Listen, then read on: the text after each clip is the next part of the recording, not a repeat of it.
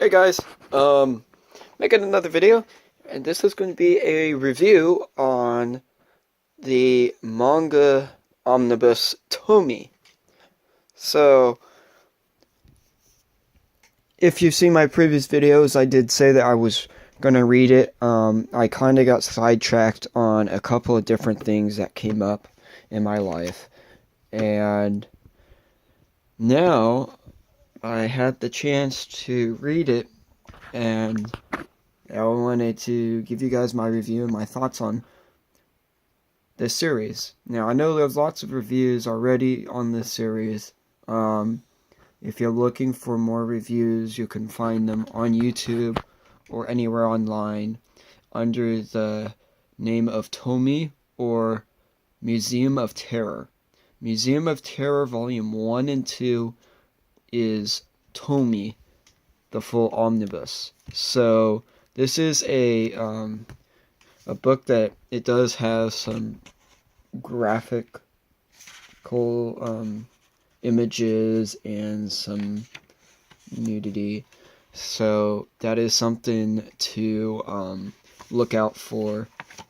But it is also a horror book, so that's something kind of to expect from Japanese horror.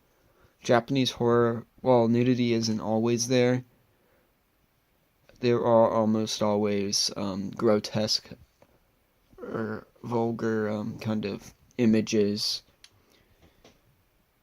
especially when it involves death. So this is by Junji Ito.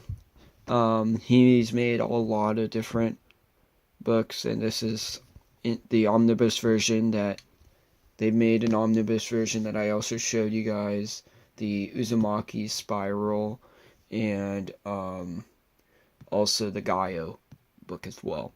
So with this book, it's all about this girl that just keeps I'll try to keep it as simple because I don't want to ruin it too much. I'll show you the back, and basically it explains it. It's really about a girl that keeps dying and can come back and multiply. So this is actually a collection of stories on her and her, or parts of her that regenerate, keep coming back, and it's a new story each time. Now, it all gets branched off of one girl, which you learn the original girl, or the original version, however you want to interpret it, when she dies and what happens, and you start to learn and understand how this is able to work. And by the end of the book, after hearing all the stories, you have a complete understanding of it. So I don't want to ruin the book for you. It's very well made. I think this is Junji Ito's one of his best works, if not his best work. I really like Spiral, the Uzumaki Spiral series, and